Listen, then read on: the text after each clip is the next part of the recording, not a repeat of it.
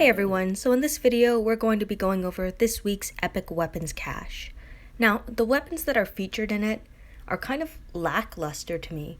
We see Jesse Anderson's pistol to begin with, 30% HP, 15% defense, and leech life. So when attacking, a better chance to regain HP by 80% of the enemy HP lost.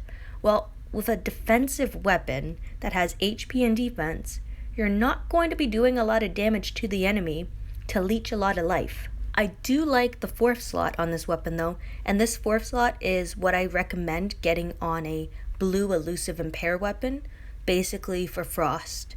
So at the beginning of each turn, heal 10% HP for each debuff on this character.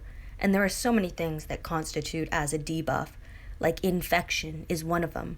And I think this is really important to note. I think what they were going for is an anti-infection weapon here, but leech life really has no place on this weapon.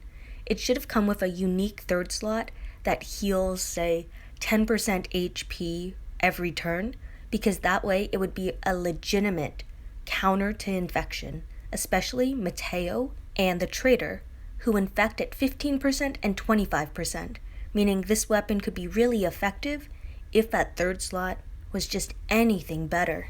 The next weapon is a blue shotgun that we've seen quite often. And you know what? It's a pretty good weapon. 30% attack, a medium bonus to AP when attacking, double attack, and then increase basic attack damage by 20% and ignore defense buffs. So I just did a video on the Gentleman which shows how this can be effective on a toon that you're using basic attacks to produce a lot of damage. And on a double attack weapon, this should work well actually, because they should work at the same time. So if you have a double attack being performed, then it's on a basic attack, so you should be able to get additional attack as well as ignoring the defense on the enemy in case they have a defensive buff. I know that some people have went with Rampage on this weapon, a huge bonus to AP when attacking, and just increased attack by 5%. Again, this isn't as strong as other Rampage weapons because you're able to start with a base of 30% attack and have the same double attack stat if you're using Maggie's assault rifle. So the only upside to this weapon is that it's already a 5-star weapon, meaning you don't need to spend 50,000 armory tokens to make it a 5-star weapon. You just have less crafts. So I would almost stick with the 3rd and the 4th slot, add a huge bonus to AP when attacking, and then up attack to 40%. I think that there could be some interesting application with this weapon under specific circumstances. It could also be used in Onslaught fairly easily, so I just think that there is some opportunity to use this weapon. Now the last 5-star weapon on this wheel, Bruce's Piercing Axe.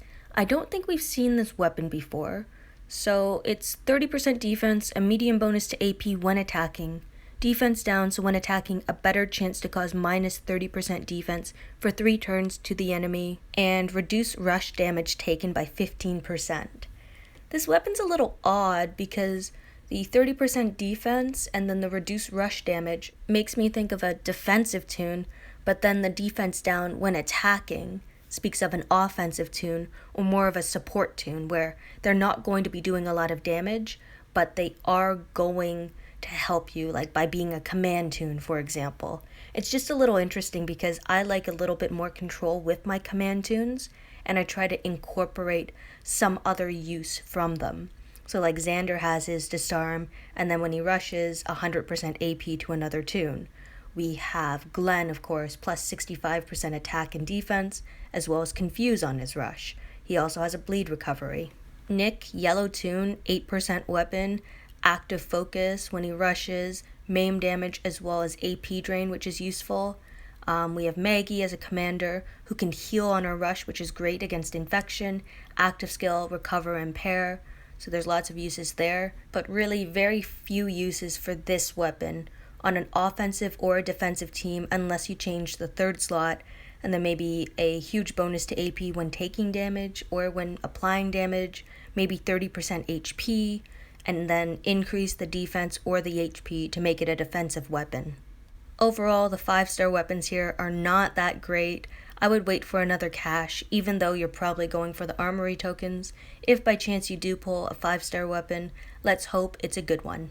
Thanks again for watching and listening to my video.